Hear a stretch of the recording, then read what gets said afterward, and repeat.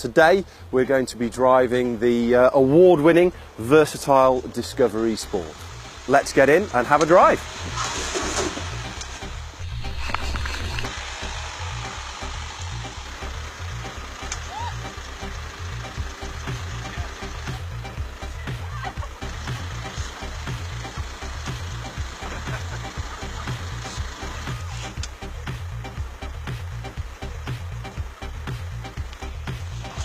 The key system that we can use as we drive in this sort of terrain is the hill descent control system on the car.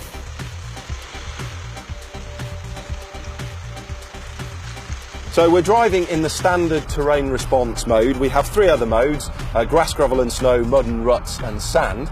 This car also has an eco program for an even more economical drive.